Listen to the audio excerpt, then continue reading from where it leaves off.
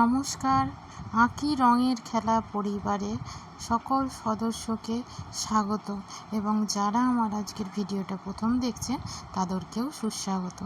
আজকে আমি একটা খুব সিম্পল সিনারি ড্রয়িং করেছি, শুধু বিগিনার্সদের কথা ভেবেই, যারা সবথেকে প্রথম রং তুলি ধরছে তারা যাতে রংটা নিয়ে খেলাটা শিখে যায় সেই উদ্দেশ্যেই আজকে আমার এই ভিডিওটা করা। পুরো ভিডিওটা দেখবেন, লাইক, শেয়ার, কমেন্ট এবং সাবস্ক্রাইব করে দেবেন প্লিজ।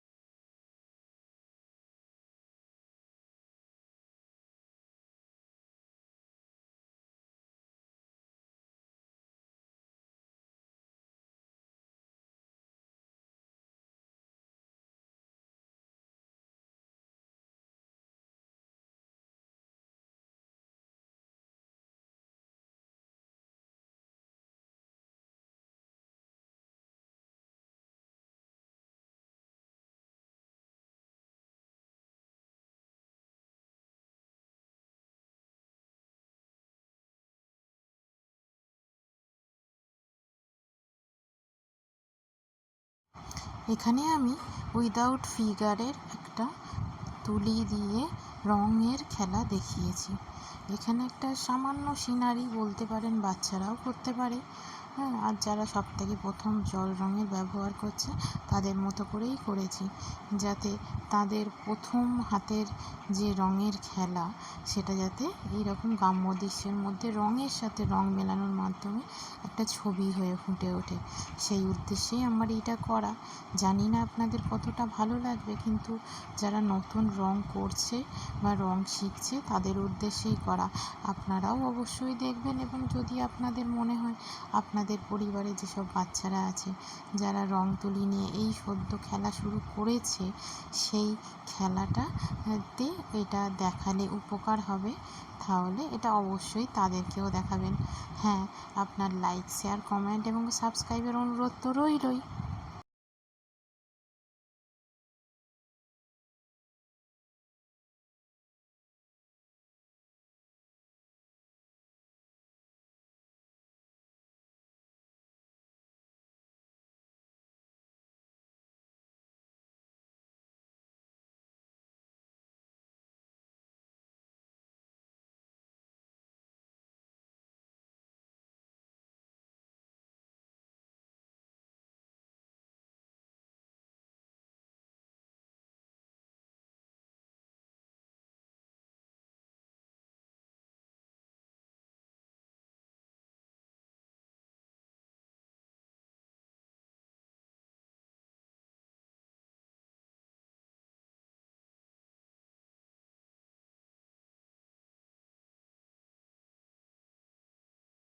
ছবিটা দেখতে দেখতে লাইক, শেয়ার, কমেন্ট এবং সাবস্ক্রাইব করতে ভুলবেন না প্লিজ।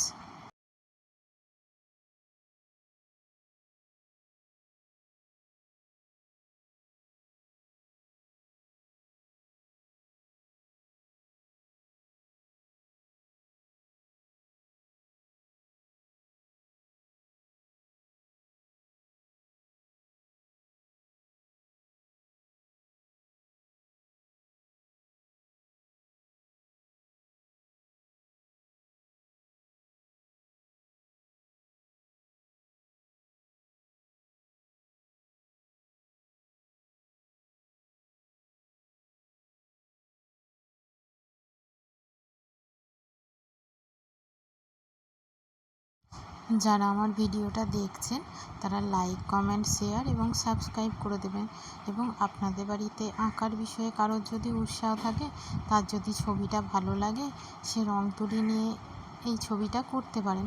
এটা ভীষণ সহজ একটা ছবি এবং খুব সহজভাবে আমি করে দেখিয়েছি কীভাবে রং দিয়ে আস্তে আস্তে সাদা পাতার ওপরে একটা সিনারি ফুটে ওঠে।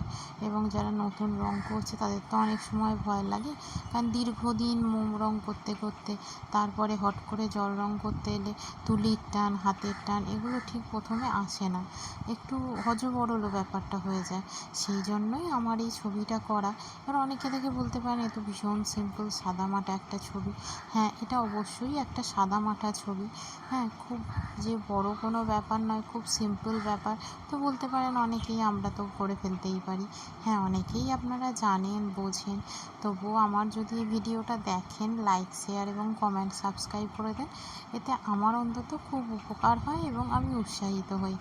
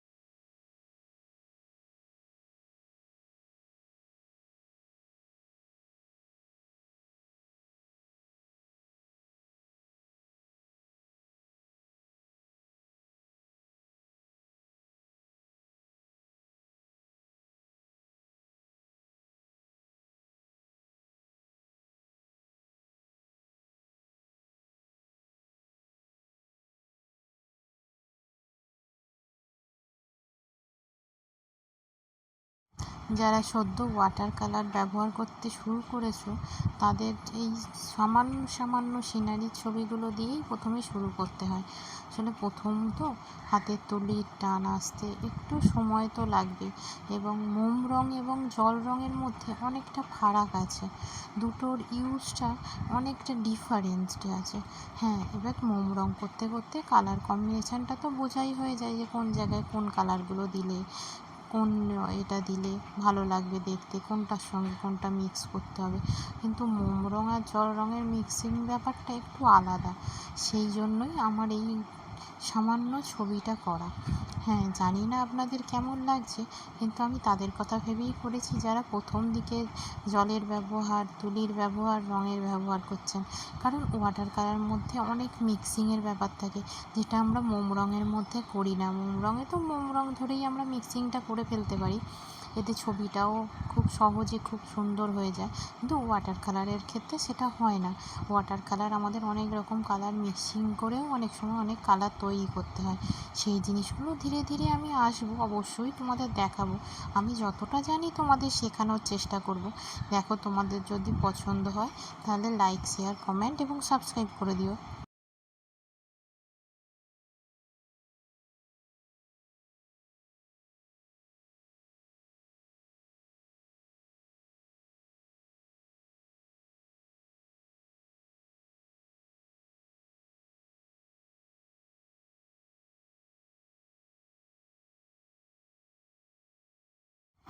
তোমরা কিন্তু আমার পুরো ভিডিওটা দেখো এবং লাইক, শেয়ার, কমেন্ট এবং সাবস্ক্রাইব করে দিও প্লিজ।